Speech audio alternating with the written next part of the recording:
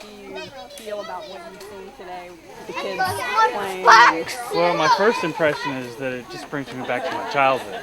You know, when I was growing up, my parents would go outside and play, and we would just run and build forts. And I was fortunate to live in an area where there were just woods everywhere, and so we had about 15 boys in the neighborhood, and we were just gone. We would be gone as soon as we got breakfast. We'd be gone. We'd come back for lunch. We'd be gone again, and we wouldn't come home until it was dark. You know, and this was what we did. We came out into the woods and we built forts and we ran and we talked and we cooperated and we learned, and I mean, we really were very creative. And so for me, I'm watching my own kids, and they're plugged in and they're creative in a different way, but they don't do this. And I'd like for them to do more of this, actually. And obviously, with the school system, we'd like for them to do more of this too. And what are some of the things that are in the making of the school system and trying to get this back to the kids? Yeah, you know, it's a great question. It's probably one we have to look at. I mean, I know our school board is really committed to play.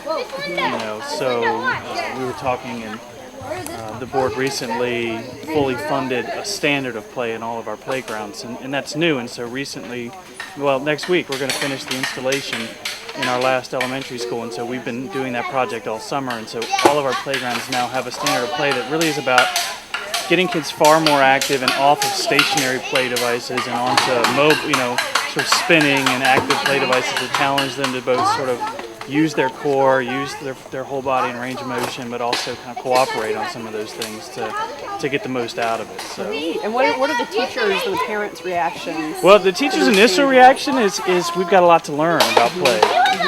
You know, recess is in some places highly structured. You know, here's a game, we're going to play that, we're going to go to the next station. In other places, it's kind of go do whatever you want to do.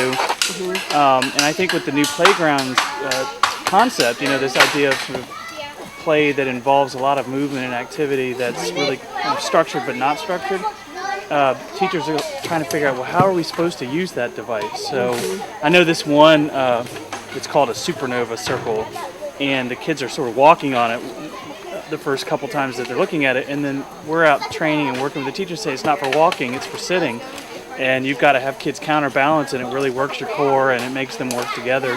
And so our teachers love the idea, and they're just sort of learning how to do it. I think this idea of natural play is something we need to explore more. I don't think it's something really that any school system, at least that I'm familiar with in the area, is doing, but I love it. I was talking with Rhonda, and she was talking about this idea of loose parts, and just put out loose parts and give them an area to play and let them learn to be creative and work together and build together and solve problems. And I mean, you see it. I mean, you see it right here with this fort building, and the kids are talking, and they're talking about materials and how we can use this and what we need and what we're trying to achieve. And so they're setting some goals, and then you see some teamwork, and then you see just some cool play where, you know, they're banging on the bamboo with sticks, and they're making noise, and they're just having fun. So it's this kind of mix of great learning and creativity, but also just having a lot of fun.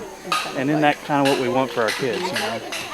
I think a lot of times you've really got to see it in order to understand it.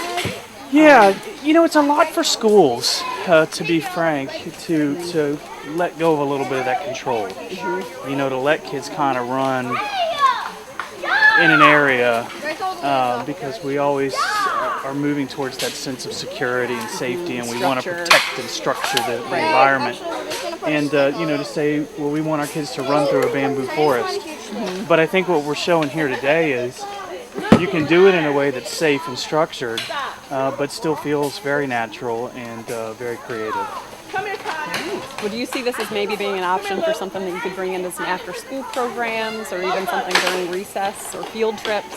Yeah, I mean, I really think there's potential here for us, for the school system. In a little while, I'm going to have a walking field trip from one of our elementary schools coming over here.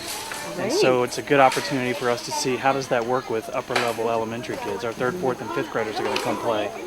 And I think, you know, these kind of initial steps into the process to say, does this work? Is this right for us? Is really important. And you know, we'll have to work through for ourselves. How does that work? Does that work in a recess environment? And part of it is access to this kind of area. You know, not every school has this sort of access, and so thinking that through as well.